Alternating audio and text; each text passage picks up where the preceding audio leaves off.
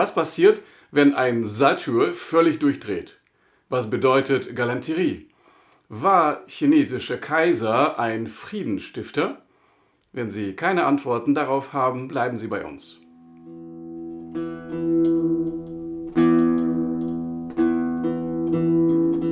Heute vor 300 Jahren am Gänsemarkttheater, das Hamburger Opernkalendarium.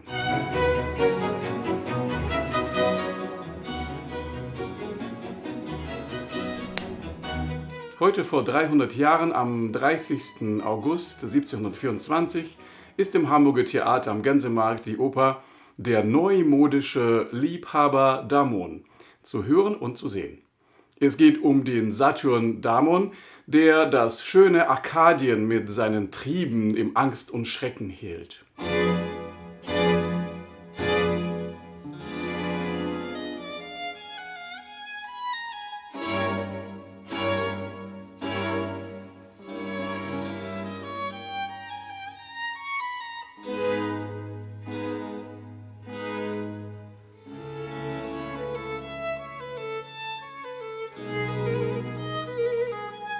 Die Musik und vermutlich der Text der Oper stammt von Georg Philipp Telemann. Mehr über diese Oper erfahren Sie gleich. Zuerst schauen wir in die Tageszeitung Relations-Kurier, was man so an diesem Tag alles erfährt. Aus London kommt die Nachricht, dass ein britisches Kriegsschiff 2 französische zum Schleichen ausgerüstete Fahrzeuge aufgebracht hat. Aus Kiel hört man, dass der hiesige Hafen mit einer neuen Brücke versehen und in einen solchen Stand gesetzt worden, dass Schiffe sicher liegen und laden können. Aus Paris wird berichtet, dass der Kaiser von China, nachdem er sein Reich zu Wasser und Land stark armiert, also aufgerüstet hat, einen seiner Nachbarn bekriegen will. Und dann ging man in die Oper.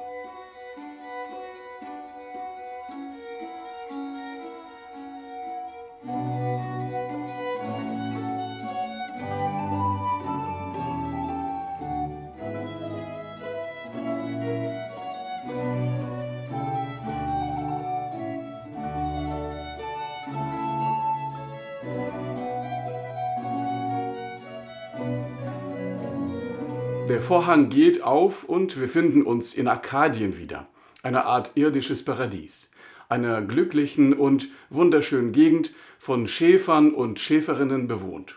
Damon, der komische Satyr, hat das unbekümmerte Land in seine Gewalt gebracht. Satyren sind in der antiken Mythologie Mischwesen aus Ziegenbock und Mensch, die für Liebe zu Wein, Musik und ekstatischen Tänzen bekannt sind. Aber auch als Symbol ungezähmter Natur und lustvoller, ungezügelter Triebhaftigkeit gelten. So ist auch der Damon. Donner, Hagel, Blitz, schlag alle Wetter los, und Donner, Hagel, Blitz, schlag alle Wetter.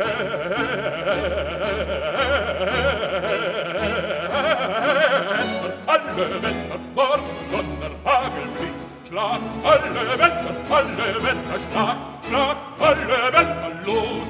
Er ist hier eine Art Don Juan, der sämtlichen erreichbaren Schäferinnen und Nymphen nachstellt.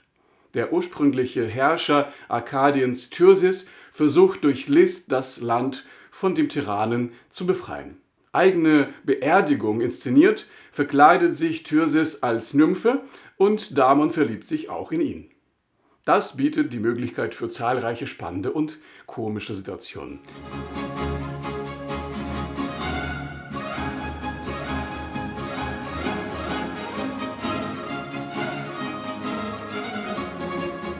Komm, du kleines Rabenstücke, komm, komm.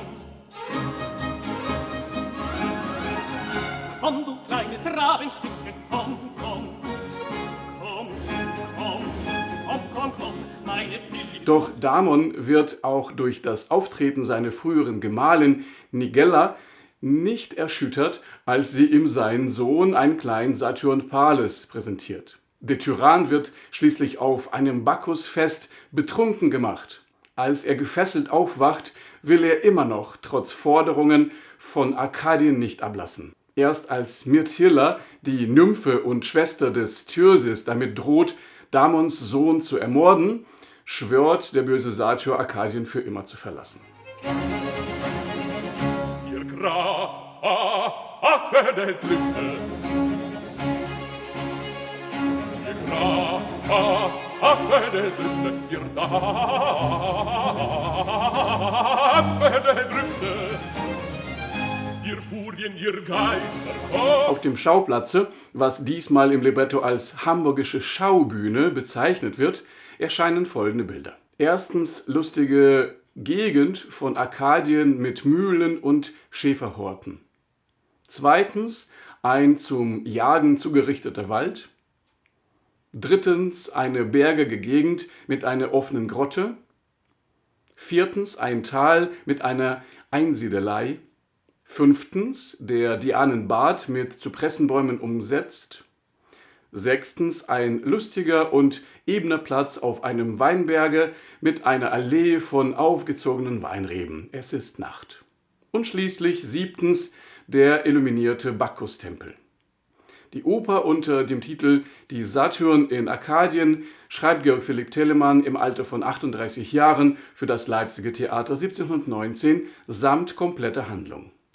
5 Jahre später, 1724 in Hamburg, scheint übrigens der Damon als Titel erst kurz vor der Premiere am 30. August beschlossen worden zu sein, denn sie wird in den mehreren Ankündigungen als die neue Opera Comique, die Satyren in Arkadien oder der neumodische Liebhaber genannt. Es ist wohl eine der wenigen Hamburger Opern, in der Satyren und Schäfer auftreten.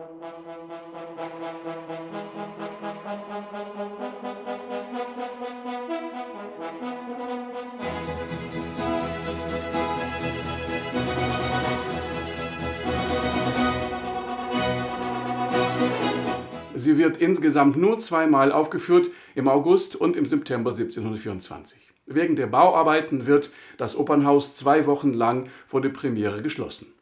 Doch dann heißt es, das ganze Theatrum ist verändert, vergrößert und verbessert.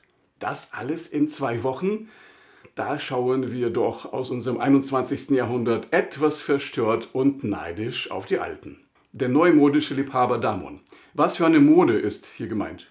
Hier wird wohl die Galanterie verspottet. Mit Galanterie ist der besonders höfliche, auffällig rücksichtsvolle Umgang mit Frauen gemeint, der oft an Aufdringlichkeit grenzt. In Augen ihrer Kritiker war die Galanterie eine verachtungswürdige Maske, die etwas höflich Aufmerksames vorgab, aber letztendlich nur die niederen Triebe zu verdecken versuchte.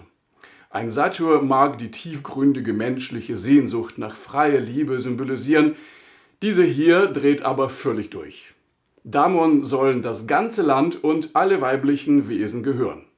Der mächtige und liebesverrückte Satyr wird hier mit allen möglichen komischen Mitteln überzeichnet. Ich glühe vor Sehnsucht, ich lodre vor Liebe, ein brennend Verlangen erhitzet die Triebe und macht mich zum Äther verzehrender Glut, zum Äther verzehrender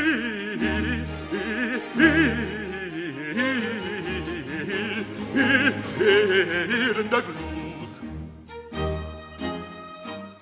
Die deklarierte Scherzhaftigkeit ist durch die gesamte Oper bestens zu erleben. In Telemanns Musik werden hier so viele Farben, Stimmungen und Instrumentierungen ausgekostet, dass man die gesamte Zeit kaum aus dem Genüsslichen zu hören und zu schauen kommt. Die Oper beginnt mit einem regelrechten italienischen Violinkonzert in 3 Sätzen.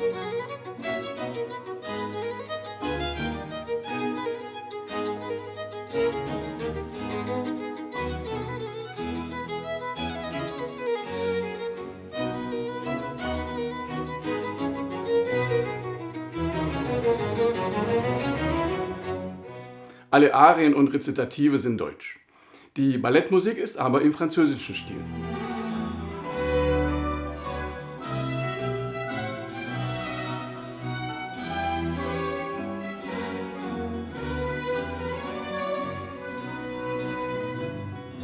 Es wird an keinen musikalischen Effekten gespart. Auch einige Chöre sind vorhanden.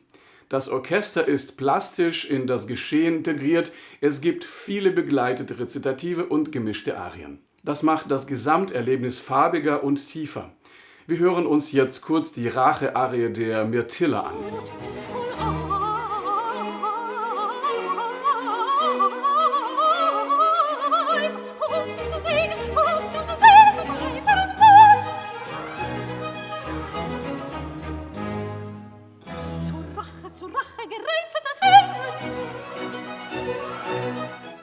Hier ist nicht nur für die brillante Sängerin, aber auch für die Geigen einiges zu tun. Ob Mozart diese Musik eventuell kannte?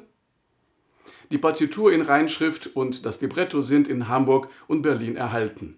Seit der exzellenten CD-Aufnahme im Jahr 1998 mit La Stagione Frankfurt und Michael Schneider sind einige Jahrzehnte vergangen.